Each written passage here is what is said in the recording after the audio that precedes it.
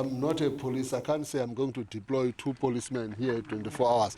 Hence this suggestion that we must talk to the family. We must talk to the foundation. We're going to do that. We've asked Comrade Tamika Platy to go and meet family now, to talk to them and see if we can just repatriate these remains, take them to the museum, and then make sure that it is protected. Once and for all, we have the permanent solution for this thing, because this is the 6th time. Now, it means even if we can come and reconstruct this grave, they are going to come and vandalize it again.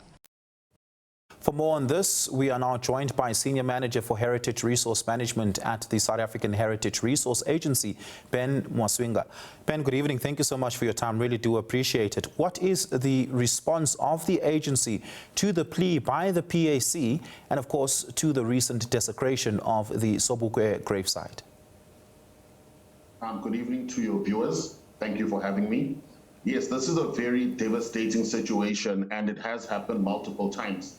And as we know, grave vandalisms, not just of the Robert Sobukwe grave, but even recently the grave of Steve Biko was also vandalized. So it is an area that we are grappling with as SARA.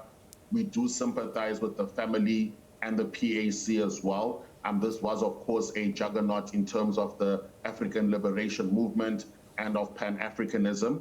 So we are in consultation with the PAC, with the family, to consider their proposal to have the remains taken to a different location. But it is very devastating. It is a problem we're grappling with, and we are working with all parties, including SAPS, to find out who is responsible for this vandalism of the grave. Given that there's been repeated desecrations of these grave sites, why is it not more sufficiently secured? The challenge is that these graves are located in municipal cemeteries, and we are stuck with a bit of a quagmire in that a heritage site needs to be accessible to the public. You can't keep it basically locked away behind a fence. So the challenge is that we want to have these sites accessible to the general public, but that accessibility comes with the issue of having the sites being vulnerable to these sort of acts.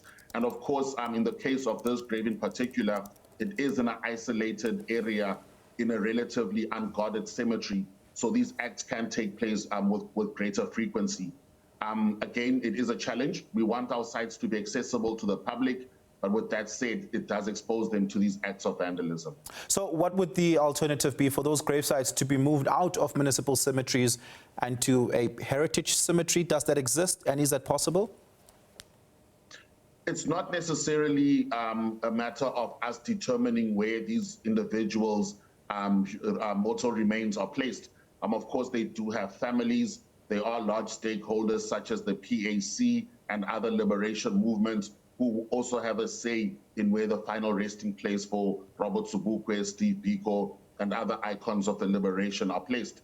So it's not as simple as finding a heritage cemetery and placing them all there.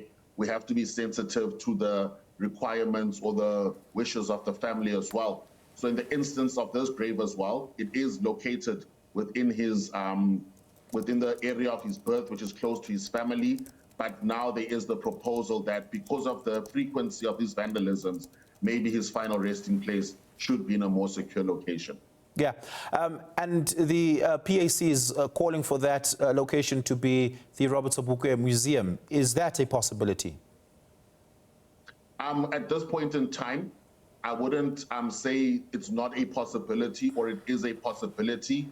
Ultimately, this will be a decision that is granted by the family, who will have the final say as to where the final resting place is.